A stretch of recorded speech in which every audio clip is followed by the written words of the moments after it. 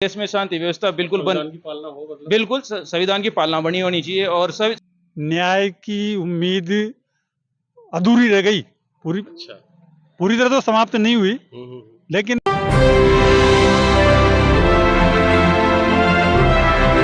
दोस्तों नमस्कार। आज के दौर में बहुत ही अफसोसजनक बात है कि हिंदुत्व तंजीमों का एजेंडा पूरा करने के लिए कानून और संविधान की धज्जियां उड़ाई जा रही हैं। दुनिया के तमाम देश जमीन खोदकर खनिज तेल हीरा सोना खोद रहे हैं और मजबूत अर्थव्यवस्था के दम पर विश्व को नई दिशा दे रहे हैं। वहीं एक तरफ हमारे देश के कुछ लोग हैं जो जमीन खोदकर मंदिर मस्जिद ढूंढ रहे हैं। सवाल यह नहीं है कि बस्तियां किसने जलाई, सवाल यह है कि पागल के हाथ में माचिस किसने दी है। ढूंढते हो ईंट पत्थर, इमारत में भगवान है। ढूंढते हो ईंट पत्थर, इमारत में भगवान है और बोलते हो वो कण कण में विराजमान है। जब भगवान कण कण में विराजमान है ही तो वह मंदिर में, मस्जिद में, चर्च में, गुरुद्वारे में, मठ में भी होगा। तो फिर यह झगड़ा क्यों है? अजमेर शरीफ दरगाह को मंदिर बताने वाली याचिका को निचली अदालत ने स्वीकार कर लिया है। यह भाजपा शासित प्रदेशों में निचली अदालतों में जो खेल खेला जा रहा है, दरअसल इसके पीछे डीवाई चंद्रचूड़ जिम्मेदार हैं। इस डीवाई चंद्रचूड़ ने 2022 में ज्ञानवापी मामले की सुनवाई के दौरान मौखिक टिप्पणी की थी कि पूजा स्थल अधिनियम 15 अगस्त 1947 के पहले बनी किसी संरचना के धार्मिक चरित्र का पता लगाने से नहीं रोकता है। दरअसल जब चंद्रचूड़ यह देश की सबसे बड़ी न्यायिक कुर्सी पर बैठकर बोल रहे थे तो वो नहीं बोल रहे थे, उनके भीतर बैठा मोदी बोल रहा था। पहले संभल और अब अजमेर कोर्ट का यह आदेश संविधान और पूजा स्थल अधिनियम का खुला उल्लंघन है, जो 15 अगस्त 1947 से पहले बनी किसी संरचना की स्थिति को बदलने से रोकता है। अभी 5 जाने गई हैं। निचली अदालत द्वारा कानून के विरुद्ध ऐसा आदेश कैसे दिया जा सकता है? सुल्तान हिंद ख्वाजा मोइनुद्दीन चिश्ती भारत के मुसलमानों के सबसे अहम औलिया इकराम में से एक हैं। उनके आस्थान पर सदियों से लोग जा रहे हैं और जाते रहेंगे। कई राजा महाराजा शहंशाह आए और चले गए, लेकिन ख्वाजा अजमेरी का आस्थान आज भी आबाद है। 1991 का इबादत गाहों का कानून साफ कहता है कि किसी भी इबादत गाह की मजहबी पहचान को तब्दील नहीं किया जा सकता। ना अदालत में इन मामलों की सुनवाई होगी। ये अदालतों का कानूनी फर्ज है कि वो 1991 एक्ट को अमल में लाएं। बहुत ही अफसोसजनक बात है कि हिंदुत्व तंजीमों का एजेंडा पूरा करने के लिए कानून और संविधान की धज्जियां उड़ाई जा रही हैं। एडवोकेट सत्येंद्र बेरवा ने जो कहा है वो सुनिएगा। जो 91 वर्कशिप एक्ट थे, पहले से जो वर्कशिप एक्ट जी जी, तो उसके अकॉर्डिंग ही होना चाहिए। अच्छा।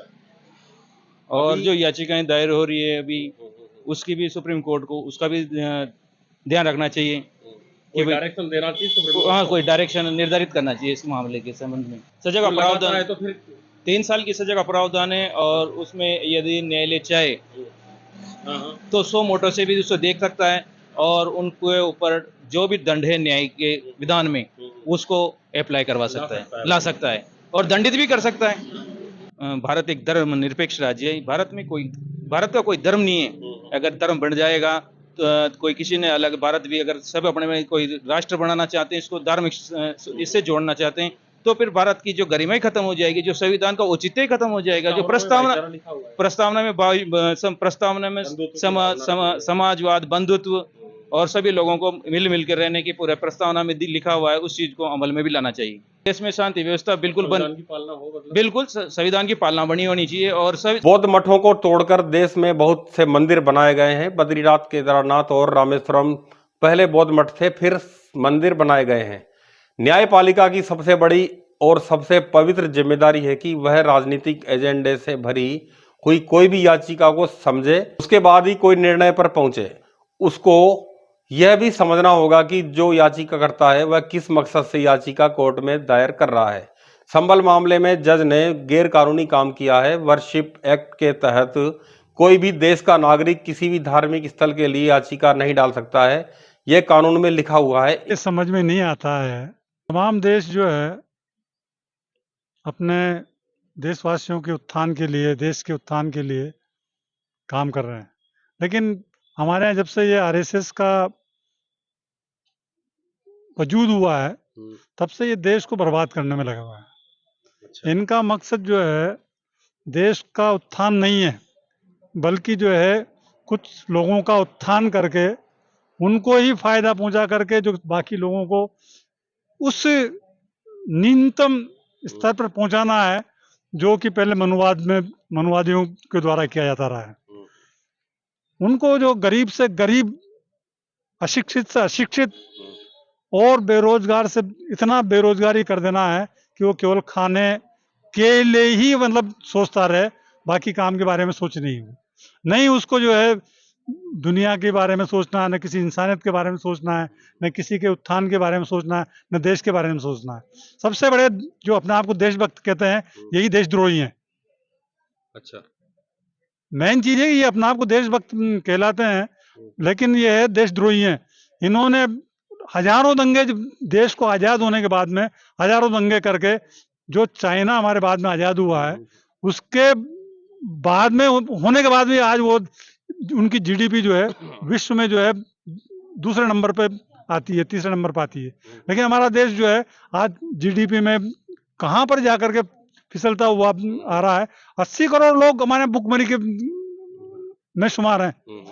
ये देश का उत्थान नहीं कर रहे, ये देश को मंदिर मस्जिद का जो प्रोपेगेंडा चलाया ना, एजेंडा चला करके इन लोगों ने केवल इन सब से ध्यान भटकाने के लिए कि जो गरीबी हो रही है, भुखमरी हो रही है, अशिक्षा हो रही है या इनकी बेरोजगारी हो रही है और इनके अकर्मण्यता, अच्छा, इनकी अकर्मण्यता को छुपाने के लिए ये सब किया जा रहा है ताकि देश में वैमनस्य फैले और देश जो है आगे के लिए न सोचे।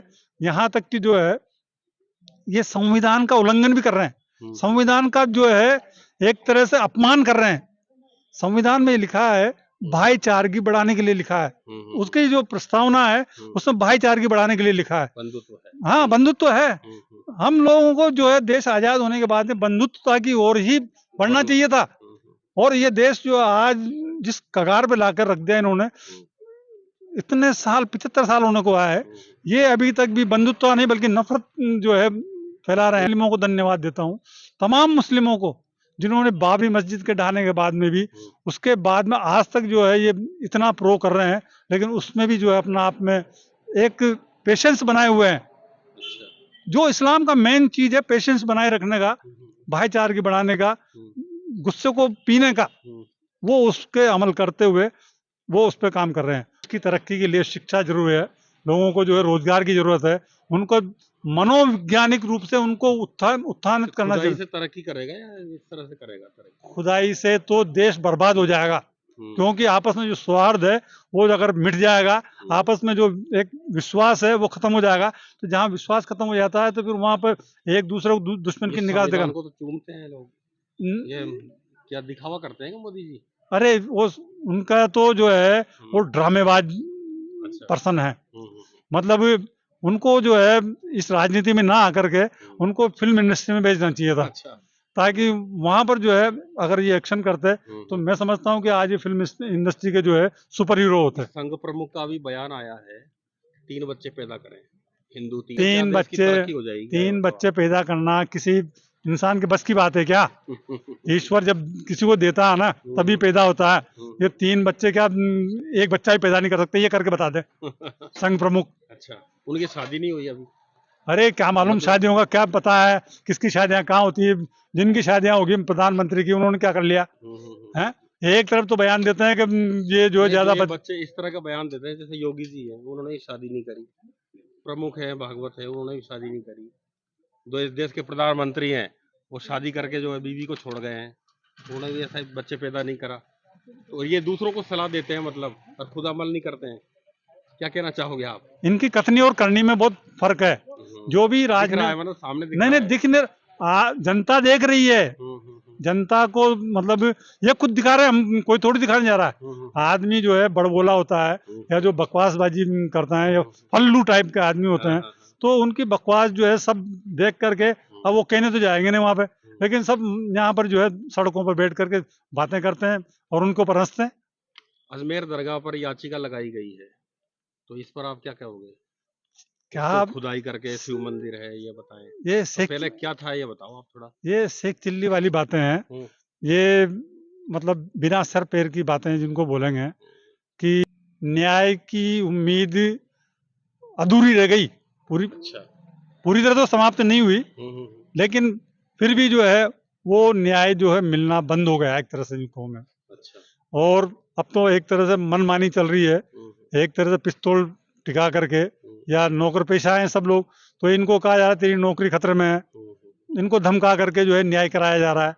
बाबरी मस्जिद का जो है न्याय करवाया, वो क्या था, वो आस्था के नाम पर उन्होंने पूरा लिखा ना, वैसे जो है उन्होंने जो लिखा है उसमें कहीं पर भी न खुदाई में मिला कोई अवशेष, न कोई कहीं पर वो है, वो वहां पर सुनो मेरी बात, आपको बताऊं मैं कि ये लड़ाई दरअसल क्या है कि मुसलमान नहीं आए थे ना, उसके पहले से ही रामवादियों की और बुद्धिस्टों की लड़ाई थी। वहाँ एक चबूतरा था, मेरे पास एक किताब है, उसमें जो है पूरा विवरण है। अच्छा। उसमें पूरा लिखा था, पहले बुद्धिस्ट की जो है इनसे लड़ाई थी वहां पर, एक चबूतरा है जिससे बुद्धिस्ट का स्थान है, हाँ मठ था, उस पर लड़ाई थी मेन चीज, और उससे दूर हट करके ये बाबरी मस्जिद बनाई गई थी, और वहां से वो लड़ाई उधर थी, लेकिन इन्होंने जो उनको हिंदू जो थे उनका ध्यान हटाने के लिए, भटकाने के लिए, एक सांप्रदायिकता की ओर ले जा करके इन्होंने बाबरी मस्जिद को एक टारगेट किया है, जबकि बाबरी मस्जिद से उसका कोई ताल्लुक ही नहीं है। तमाम मस्जिदें हैं, मुसलमान जो मस्जिद बनाते हैं, मस्जिदों में किसी की तोड़कर अगर बनाई जाती है या किस तरह का, वहां पर उसकी इबादत कबूल नहीं होती है, इसलिए मुसलमान कभी भी तोड़ करके, ये नियम है। हाँ ये पक्की आस्था है, ये अच्छा।